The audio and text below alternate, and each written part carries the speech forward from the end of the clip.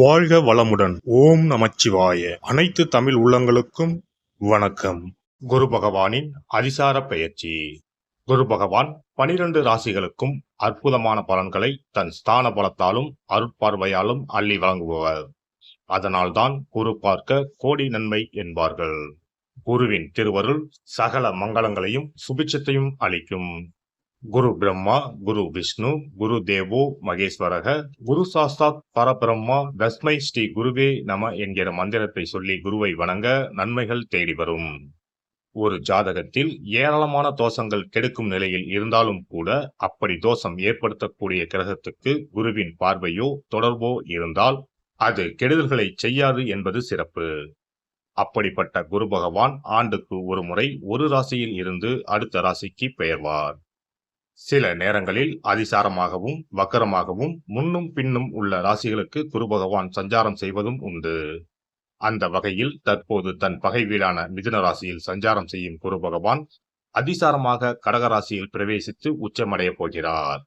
வரும் அக்டோபர் மாதம் 18ஆம் தேதி கடகத்தில் பிரவேசிக்கும் குரு பகவான் டிசம்பர் 5ஆம் தேதி வரை அங்கேயே தங்கியிருந்து பலன் தரப்போகிறார். அதன் பின் வக்கரமடைந்து மிதுன ராசிக்கு திரும்புவார். இதில் குரு பகவானின் அதிசார காலம் மட்டும் என எடுத்துக்கொண்டால் 48 நாட்களுக்கு குரு கடகத்தில் பூர்ணமாக சஞ்சரித்து அற்புதமான பலன்களை தரப்போகிறார். அடுத்த ஆண்டு நிகழும் குரு பெயர்ச்சிக்கு பின்னர் ஓராண்டு உங்கள் வாழ்க்கை எப்படி இருக்கும் என்பதற்கான முன்னோட்டமாக இந்த 48 நாட்களும் அமையும் என்றால் அது மிக இல்லை. அந்த வகையில் இதில் அற்புதமான பலனை பெறப்போகும் ராசிக்காரர்கள் என்றால் முதலில் மிதுன ராசியை சொல்லலாம். ஜென்ம குருவாக இருந்தவர் தனஸ்தானத்துக்கு நகர்வது நல்ல மாற்றமாகும். கன்னி ராசிக்கு லாபஸ்தானத்தில் அமர்ந்து உற்சாகத்தை கொடுக்க போகிறார். விருச்சிக ராசிக்கு 9இல் அமர்ந்து ஆசுவாசப்படுத்தப் போகிறார். மகர ராசிக்கு 7இல் அமர்ந்து ஆனந்தமான வாழ்வை தரப்போகிறார்.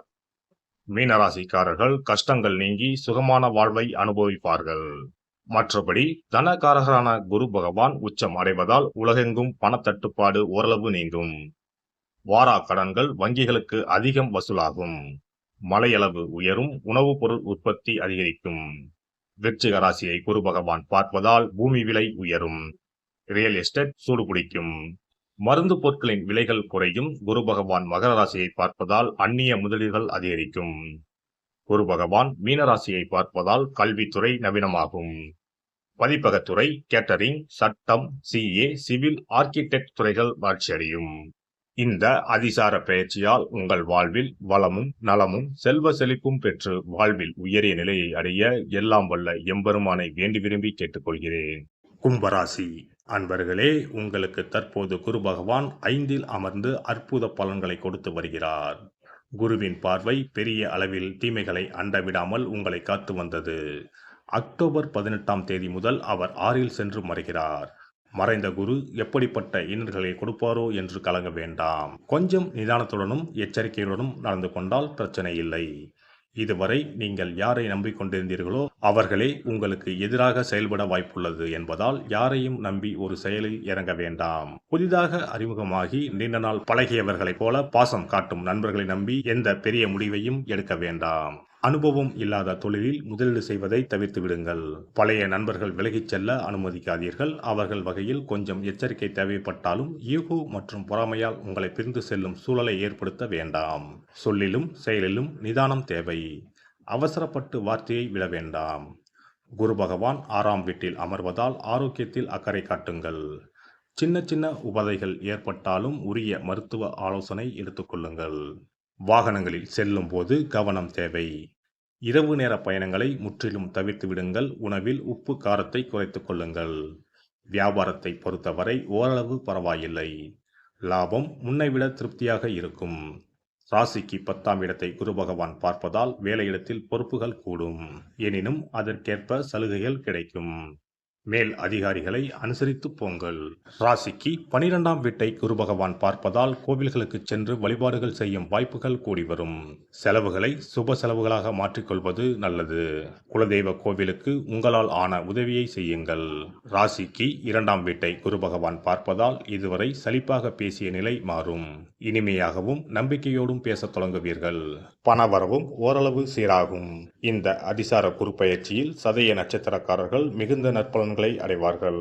அவிட்டம் பூரட்டாதி நட்சத்திரக்காரர்கள் கவனத்துடன் நடந்து கொள்ள சுப பலன்களை பெறலாம். பிரதோஷ நாளில் சிவாலய தரிசனம் செய்யுங்கள். வியாழக்கிழமைகளில் விரதம் இருந்து மகான்களை வழிபடுவது விசேஷம். தூய்மை பணியாளர்களுக்கு புதிய வஸ்திரங்கள் வாங்கி தானம் செய்யுங்கள். குரு பகவான் உங்கள் வாழ்வில் இருக்கும் தடைகளை விலக்கி நற்பலன்களை வழங்குவார். சிறப்பு தொகுப்பு: தோஷங்களை நீக்கும் கற்பூர பரிகாரம். வாஸ்து சாஸ்திரங்களின்படி வாழ்க்கையில் மகிழ்ச்சியையும் செழிப்பையும் கொண்டு வர பல வழிகள் உள்ளன.